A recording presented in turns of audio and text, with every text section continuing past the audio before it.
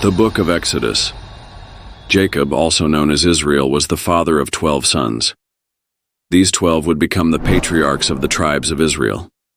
Each son, Reuben, Simeon, Levi, Judah, Issachar, Zebulun, Gad, Asher, Dan, Naphtali, Joseph, and Benjamin carried the weight of a divine promise given to their forefather, Abraham. Yet, as often seen in the scriptures, divine purpose is accompanied by human frailty, and the sons of Jacob were no strangers to flaws. Joseph, the 11th son, was uniquely favored by Jacob, causing jealousy among his brothers. This jealousy culminated in a betrayal that would change the course of history. Joseph was sold into slavery and taken to Egypt, a land of great wealth, cultural sophistication, and spiritual darkness. Despite the betrayal, Joseph's journey was marked by divine providence. His rise from a lowly slave to Pharaoh's trusted advisor was nothing short of miraculous. It was during a severe famine that Joseph's position became pivotal, not only for Egypt's survival but also for the survival of his family. The arrival of Jacob's family in Egypt stands as one of the most pivotal moments in biblical history, setting the stage for both unprecedented growth and eventual bondage. This transition from a wandering patriarchal clan to a burgeoning nation within the borders of a powerful empire is a story filled with divine providence, human drama, and remarkable transformations. To understand the profound implications of this arrival, we delve deeply into the circumstances surrounding it, the interactions with Pharaoh, and the foundation it laid for the future of Israel. Joseph's extraordinary journey from being sold into slavery to becoming the second most powerful man in Egypt is a testament to God's sovereign plans. Betrayed by his brothers and sent to a foreign land, Joseph endured great trials. Yet, through divine intervention, his interpretation of Pharaoh's dreams led to his promotion. Pharaoh's dreams of 7 years of abundance followed by 7 years of famine were not only a warning but also an opportunity. Joseph's wisdom in proposing a plan to store grain during the years of plenty ensured Egypt's survival during the ensuing famine. His leadership elevated him to the position of vizier, second only to Pharaoh himself. Under Joseph's stewardship, Egypt thrived, becoming the breadbasket of the ancient world. When famine struck neighboring lands, nations flocked to Egypt to buy grain. Among those affected were Joseph's own family, still in Canaan, unknowingly setting the stage for a reunion orchestrated by God. As the famine ravaged Canaan, Jacob's family faced a dire situation. Hearing that there was grain in Egypt, Jacob sent 10 of his sons to purchase food, keeping Benjamin, his youngest, at home. The brothers arrived in Egypt and stood before Joseph, unaware of his true identity. Joseph recognized his brothers immediately, but he concealed his identity, speaking harshly to them and accusing them of being spies. This was not out of malice, but a calculated plan to test their character and determine if they had changed since the day they betrayed him. Through a series of tests, including the planting of a silver cup in Benjamin's sack, Joseph gauged their loyalty and remorse. Judah's heartfelt plea to take Benjamin's place as a prisoner demonstrated a significant transformation in the brothers. Overcome with emotion, Joseph revealed his identity in a tearful and dramatic moment. The reunion with his brothers set the stage for the relocation of Jacob's entire household to Egypt. Joseph sent his brothers back to Canaan with an invitation for Jacob to come to Egypt, assuring them of Pharaoh's generosity and the abundance of Goshen, a fertile region perfect for their flocks and herds. When Jacob received the news that Joseph was alive, his initial disbelief gave way to joy and resolve. Laden with gifts and provisions from Egypt, the family set out on the journey. Along the way, Jacob offered sacrifices to God at Beersheba, seeking confirmation of his will. God appeared to Jacob in a vision, assuring him that this move was part of his divine plan and that he would make Jacob's descendants into a great nation in Egypt. Joseph eagerly awaited his family's arrival. When Jacob and his household finally entered Egypt, Joseph rode in his chariot to meet his father. The emotional reunion between father and son, separated for over 2 decades, was a scene of profound joy and fulfillment.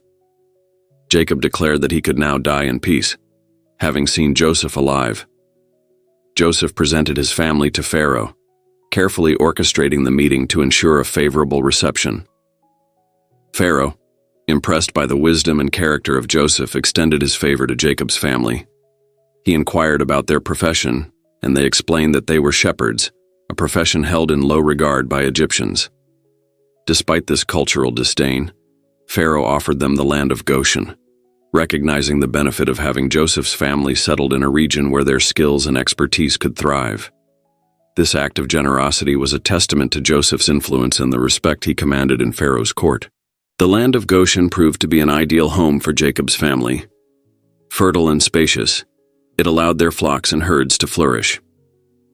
Over time, the Israelites multiplied, becoming a substantial community within Egypt. The initial years were marked by harmony and prosperity, a period of blessing that seemed to affirm God's promise to Abraham. Jacob, now advanced in years, lived in Egypt for 17 more years. Before his death, he blessed his sons, prophesying over their descendants.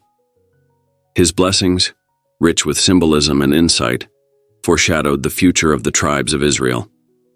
Jacob's death was a moment of deep sorrow, and his burial in the cave of Machpelah in Canaan was a poignant reminder of the family's ultimate connection to the Promised Land. With the passage of time, Egypt's leadership changed hands, and a new pharaoh ascended to the throne. Unlike his predecessors, this pharaoh did not know Joseph nor the services he had rendered to Egypt. The memory of how Joseph's wisdom had saved the nation from famine had vanished. In its place, suspicion and fear took root. Pharaoh's advisors brought troubling reports of the Israelites' rapid population growth. The people of Israel have become far too numerous, Pharaoh's advisors warned.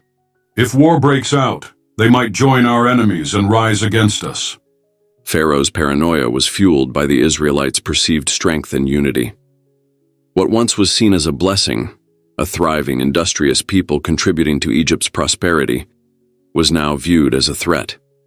Thus began a systematic campaign to subjugate the Israelites, an attempt to crush their spirit and diminish their numbers. Pharaoh's initial strategy was to impose heavy labor on the Israelites. Forced into the backbreaking work of constructing the storage cities of Pithom and Ramesses, the Israelites found their days consumed by toil. The construction of these cities, meant to display Egypt's wealth and power, became monuments of suffering for the Hebrew people. Under the scorching Egyptian sun, men carried massive stones, women labored in the fields, and children fetched water for their parents. Whip-wielding taskmasters oversaw the work, their commands harsh and unrelenting. Yet, despite these efforts, the Israelites continued to multiply, a testament to their resilience and the divine blessing that rested upon them. Pharaoh's frustration grew. If hard labor cannot weaken them, I must take more drastic measures. Pharaoh's next decree was as chilling as it was ruthless. He ordered the Hebrew midwives Shiphrah and Puah to kill every male child born to the Israelites. When you help the Hebrew women in childbirth, he commanded, if it is a boy, kill him, but if it is a girl, let her live. However, the midwives feared God more than they feared Pharaoh. They could not bring themselves to carry out such a heinous act. When questioned by Pharaoh, they offered a simple explanation. The Hebrew women are vigorous and give birth before the midwives arrive. Their defiance enraged Pharaoh, but their courage preserved the lives of many. Realizing he could not rely on the midwives, Pharaoh issued a public edict. Every Hebrew boy that is born must be thrown into the Nile. Despite the escalating oppression, the Israelite spirit remained unbroken. Families found ways to protect their children, hiding newborns in their homes, whispering prayers to the God of their forefathers. This period of terror also became a crucible for faith. The Israelites cried out to God, their collective prayers rising like incense.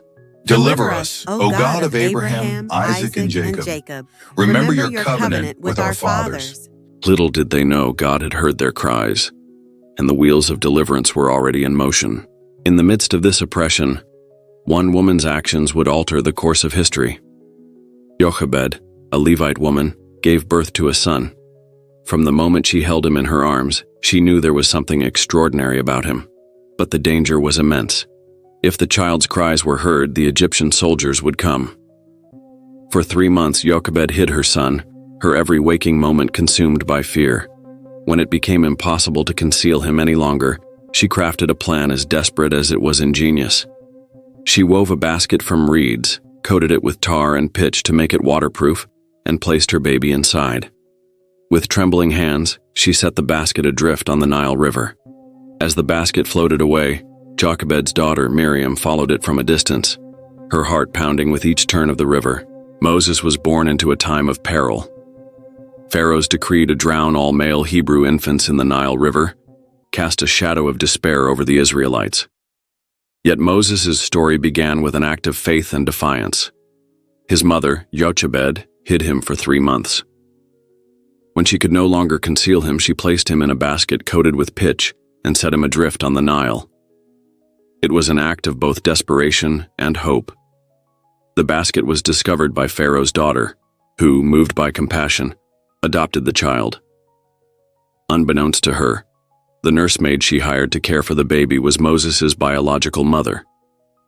Through this divine arrangement, Moses grew up learning about his Hebrew heritage while receiving an education fit for an Egyptian prince. His dual identity would become a cornerstone of his journey. In the palace, Moses enjoyed privileges that shielded him from the harsh realities faced by his people. Yet, he could not ignore the suffering of the Hebrews. The cries of his people, their toil under brutal oppression, stirred something within him, a sense of justice that would later define his mission. Moses' life took a dramatic turn when he witnessed an Egyptian taskmaster beating a Hebrew slave. Overcome with anger, Moses intervened and killed the oppressor. This act of violence, though driven by a sense of justice, forced him to flee Egypt when his actions were discovered. Leaving behind the grandeur of Pharaoh's palace, Moses journeyed into the wilderness. He arrived in Midian, a land of simplicity and solitude. There he found refuge among the family of Jethro, a Midianite priest. Moses married Jethro's daughter Zipporah and became a shepherd.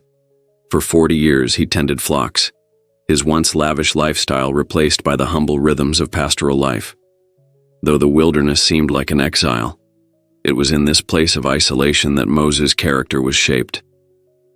The sands of Midian were not merely a backdrop, they were a crucible. The shepherd's staff he carried would later transform into a symbol of divine power.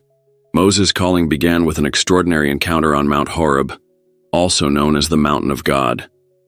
While tending his flock, he noticed a bush engulfed in flames yet not consumed. Intrigued, Moses approached, and from the fire came the voice of God. "Moses! Moses!" The voice called. Here I am. Moses replied. God instructed Moses to remove his sandals, for he was standing on holy ground. Then came the revelation that would change the course of history. God declared that he had heard the cries of the Israelites and had seen their suffering. He had come to deliver them from bondage and lead them to a land flowing with milk and honey. Moses listened as God unveiled his plan. Moses was to go to Pharaoh and demand the release of the Israelites. Overwhelmed, Moses hesitated. Who am I that I should go to Pharaoh and bring the Israelites out of Egypt? He asked. God's response was both simple and profound. "I will be with you." Despite the divine assurance, Moses was reluctant. He pointed out his weaknesses, including his lack of eloquence. I am slow of speech and tongue, he protested. God's reply was a reminder of his sovereignty. "Who gave human beings their mouths? Who makes them deaf or mute? Is it not I, the Lord?" To further bolster Moses' confidence, God provided signs. He transformed Moses' staff into a serpent and back again. He turned Moses' hand leprous and then restored it. These miracles were a foretaste of the wonders God would perform in Egypt. Still, Moses pleaded for God to send someone else. In his patience, God appointed Aaron, Moses' brother, to be his spokesperson. Together, they would confront Pharaoh and lead the Israelites to freedom. One of the most significant moments of Moses' calling was God's revelation of his name. When Moses asked whom he should say sent him, God replied, I am who I am. Tell the Israelites I am has sent me to you. This name, Yahweh, signified God's eternal and self-existent nature. It was a declaration of his unchanging presence and authority. For Moses, it was a reminder that his mission was grounded not in his own abilities, but in the power of the Almighty. With God's instructions clear and Aaron by his side, Moses set out for Egypt. The journey was fraught with challenges, including an enigmatic encounter where God sought to kill Moses. Zipporah intervened, circumcising their son and touching Moses' feet with the foreskin. This act, though mysterious, underscored the importance of covenant obedience. As Moses approached Egypt, the weight of his mission became evident. He was returning to confront the most powerful ruler in the known world, armed only with a staff and the promise of God's presence. After receiving his divine commission at the burning bush, Moses set out for Egypt with a heavy heart. Despite his initial doubts and protests, he obeyed God's call, armed with the promise of divine presence and the assurance that Aaron, his brother, would act as his spokesman. Along the journey, Moses' faith was tested and solidified. God revealed to him the gravity of his mission. He was to act as his chosen instrument to free the Israelites from their oppressive bondage. As Moses and Aaron entered Egypt, they approached the elders of Israel first, sharing God's words and performing signs. The people, long crushed by despair, dared to hope. They bowed in worship, acknowledging that God had seen their suffering and was preparing to act on their behalf. Thus says the Lord, the God of Israel, let my people go, that they may hold a feast to me in the wilderness. With these bold words, Moses and Aaron confronted Pharaoh. However, Pharaoh, a man who considered himself divine, dismissed their request with contempt. Who is the Lord, that I should obey his voice to let Israel go? I do not know the Lord, nor will I let Israel go. These words set the tone for what was to come. A battle between the God of heaven and the stubborn king of Egypt. Instead of freeing the Israelites, Pharaoh increased their burdens. He ordered that they gather their own straw for brick-making, while maintaining the same production quota. This cruel decree crushed the spirit of the Israelites and caused them to doubt Moses' leadership. But God reassured Moses, reaffirming his promise of deliverance and his covenant with Abraham, Isaac, and Jacob. God instructed Moses and Aaron to return to Pharaoh and demand the release of his people. To demonstrate his power, Aaron cast down his staff before Pharaoh, and it became a serpent. Yet Pharaoh's magicians replicated the act with their enchantments. However, Aaron's serpent swallowed theirs, a clear sign of God's superiority. When Pharaoh's heart remained hardened, God unleashed the first plague, turning the Nile River into blood. Egypt's lifeblood, the source of its prosperity and sustenance, was rendered undrinkable. Fish died and the river stank. But Pharaoh's magicians mimicked the miracle, and Pharaoh refused to relent. Each successive plague demonstrated God's dominion over creation and his judgment on Egypt's gods. The plague of frogs. Frogs swarmed the land, invading homes, beds, and ovens. Pharaoh begged Moses to intercede, but once the frogs died and relief came, his heart hardened again. The plague of gnats. Dust transformed into gnats that tormented people and animals. Pharaoh's magicians admitted, "This is the finger of God," yet Pharaoh remained obstinate. The plague of flies. Swarms of flies filled Egyptian homes, sparing only the land of Goshen, where the Israelites lived. This distinction underscored God's protection of his people. The plague on livestock. A severe pestilence struck Egypt's livestock, but the Israelites' animals were unharmed. Despite the economic devastation, Pharaoh's heart remained unyielding. The plague of boils. Painful boils afflicted Egyptians and their animals, and even Pharaoh's magicians could not stand before Moses. Still, Pharaoh refused to listen. The plague of hail. Hail mixed with fire rained down, destroying crops, animals, and structures. Pharaoh appeared to repent, admitting his sin. But when the storm ceased, he reverted to his defiance. The plague of locusts. Swarms of locusts devoured what the hail had left behind. Egypt's land was stripped bare, yet Pharaoh's repentance proved insincere. The plague of darkness. Thick darkness covered Egypt for 3 days, a direct affront to Ra, the sun god. Only the Israelites had light in their dwellings. Pharaoh's heart, however, remained hardened. The 10th plague, death of the firstborn. For months, Egypt had been reeling under the weight of the plagues. From rivers of blood to infestations of frogs and locusts, the land was laid bare, its people demoralized. Yet Pharaoh, in his arrogance and defiance, refused to relent. The gods of Egypt had been systematically humiliated, each plague targeting their domains: water, agriculture, health, and even the sun.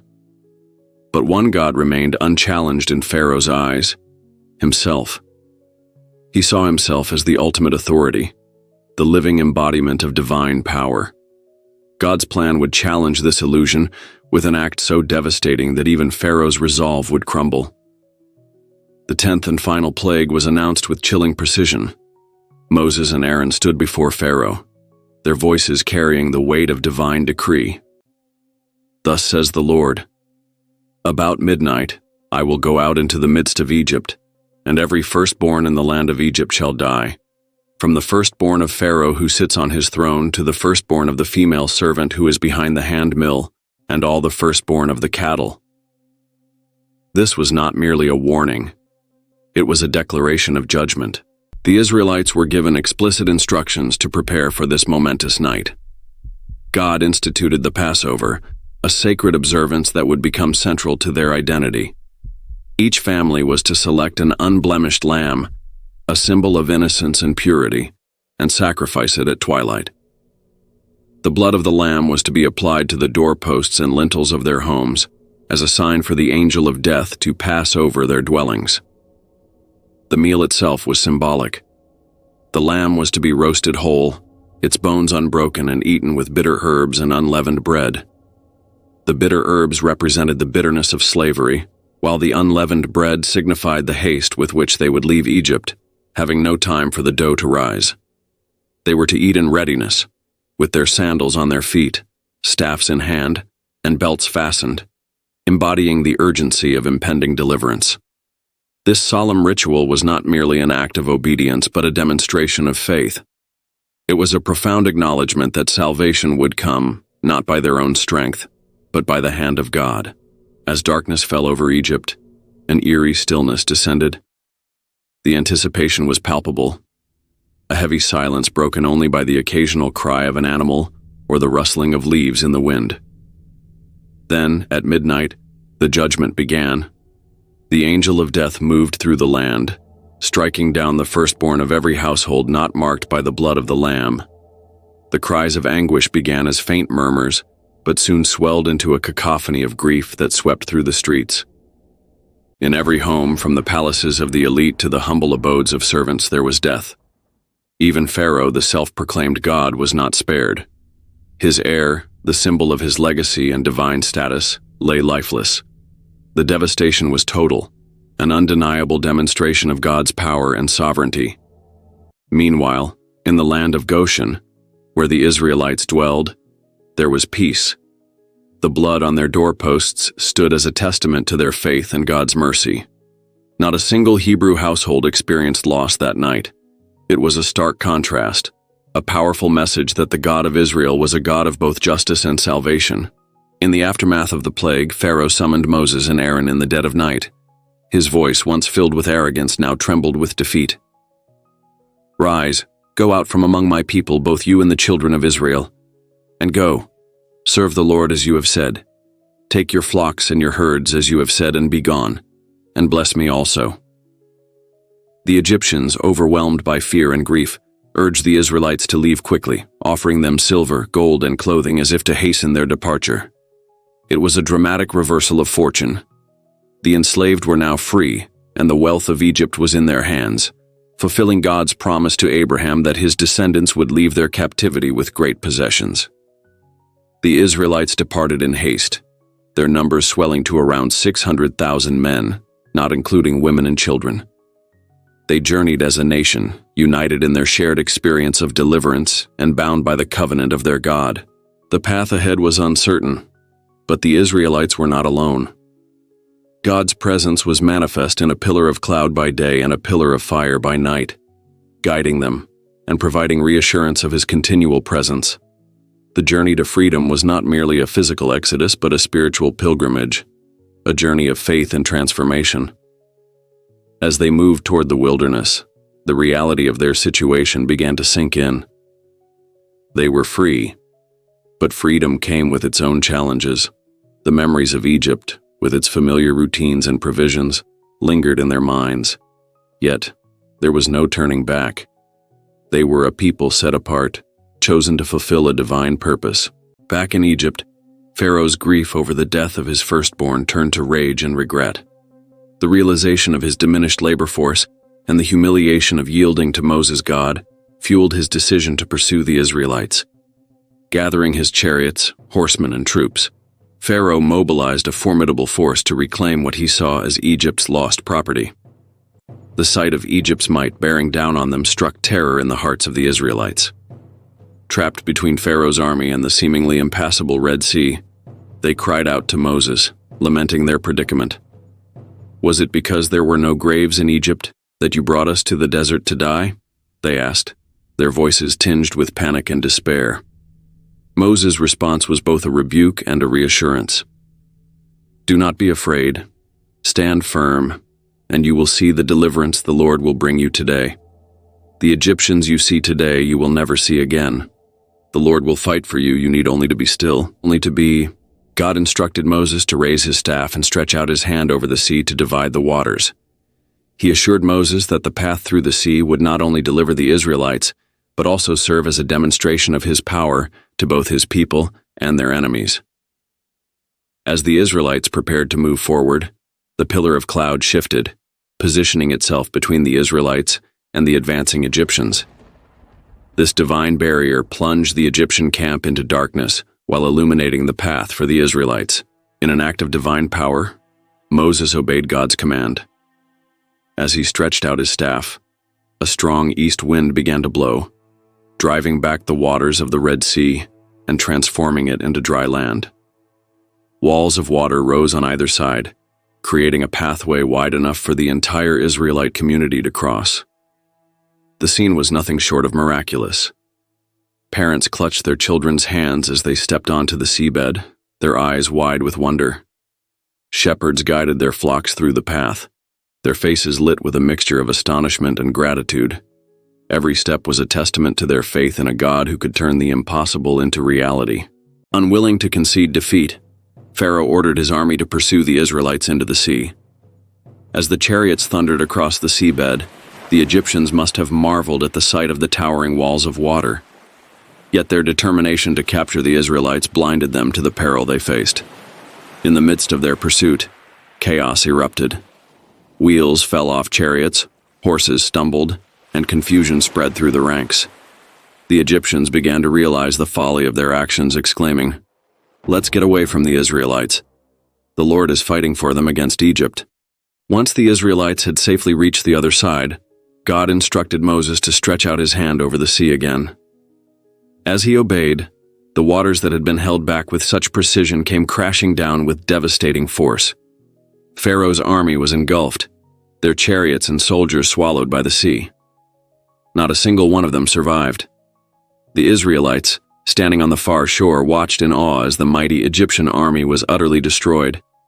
The sea that had been their greatest obstacle had become their greatest ally, a vivid demonstration of God's power and faithfulness. In the aftermath of their deliverance, the Israelites lifted their voices in a song of praise. Moses led the people in a hymn that celebrated God's triumph over their enemies. "I will sing to the Lord, for he is highly exalted. Both horse and driver he has hurled into the sea. The Lord is my strength and my defense. He has become my salvation." Miriam, Moses' sister, led the women in a jubilant dance, tambourines in hand.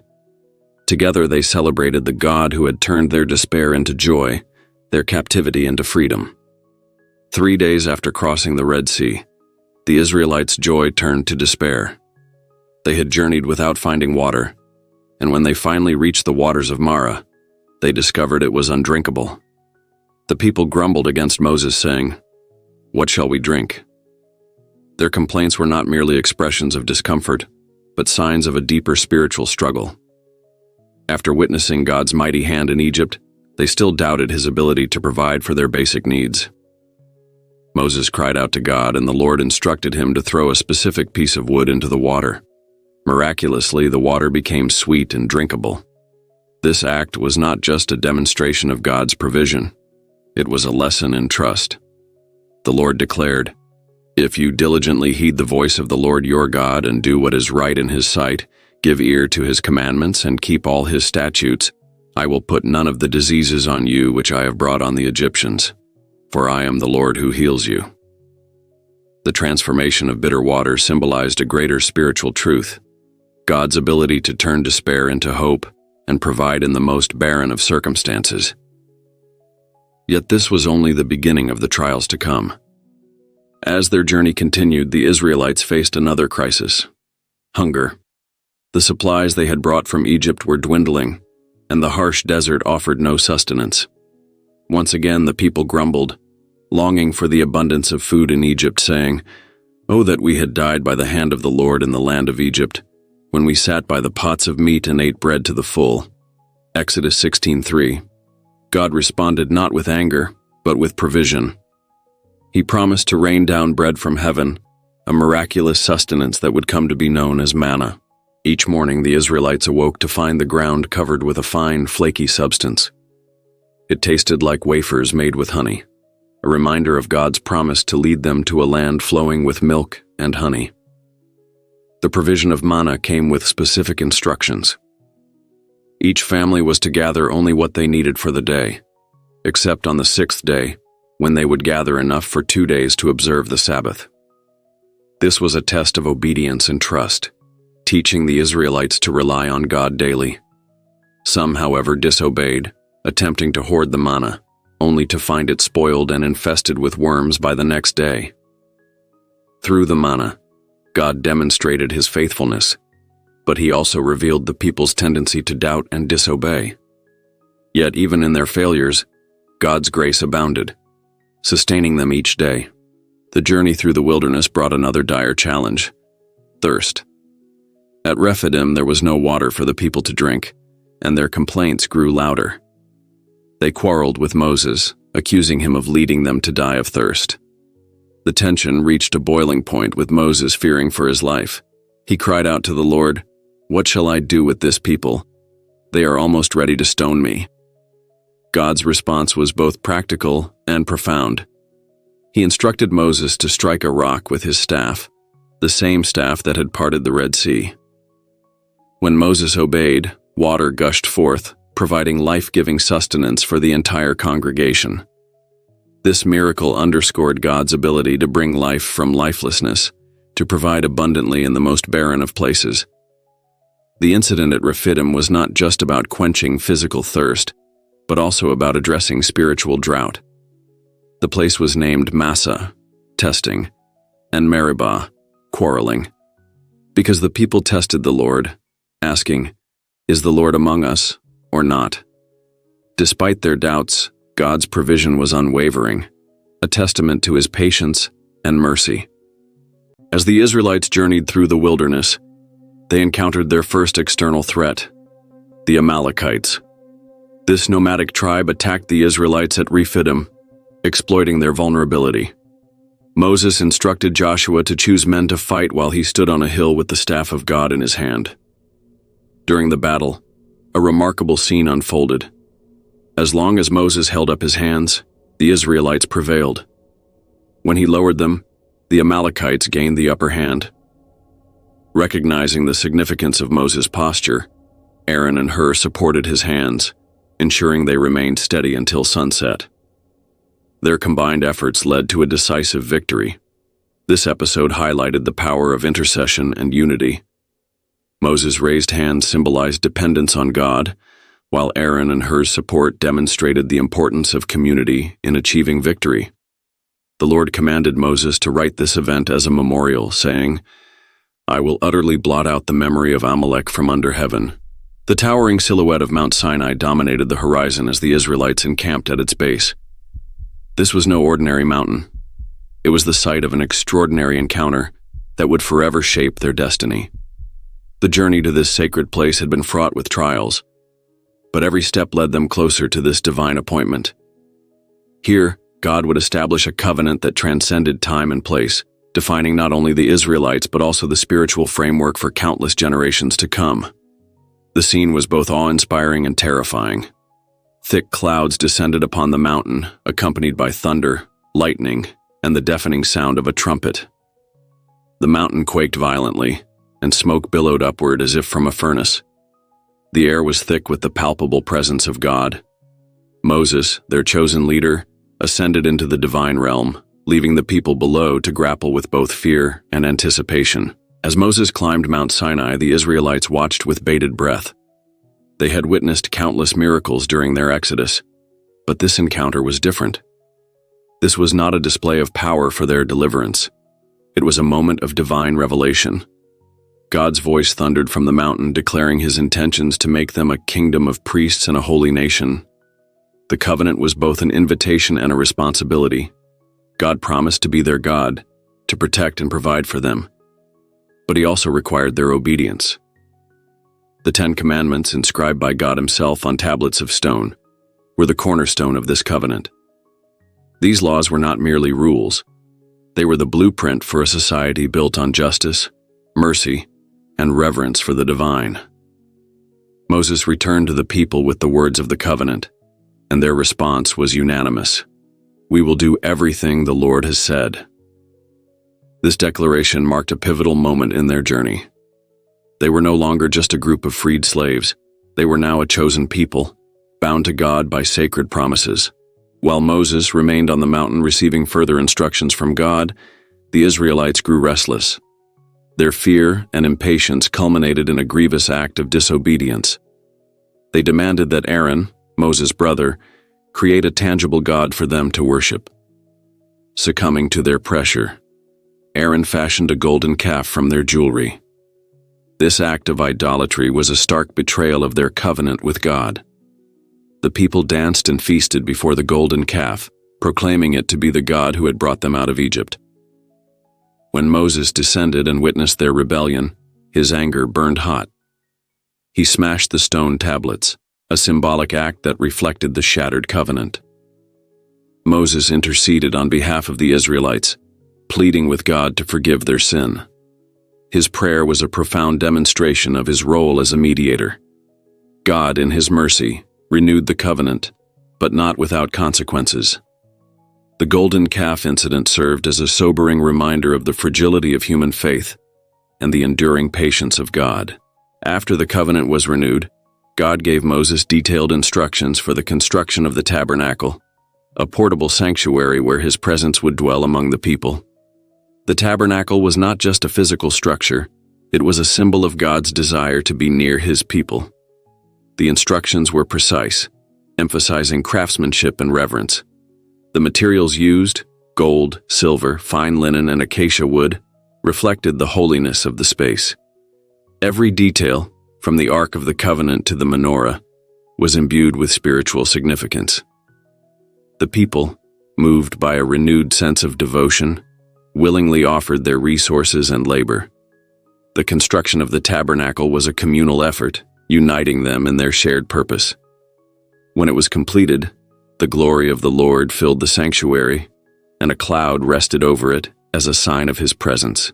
With the tabernacle complete, the Israelites were ready to resume their journey. The presence of God, represented by the pillar of cloud and fire, guided them through the wilderness. The covenant established at Sinai was not the end of their story, but the beginning of a transformative journey. They faced new challenges and opportunities to demonstrate their faith. From battles with hostile nations to moments of doubt and disobedience, the wilderness was a crucible that refined them as a people.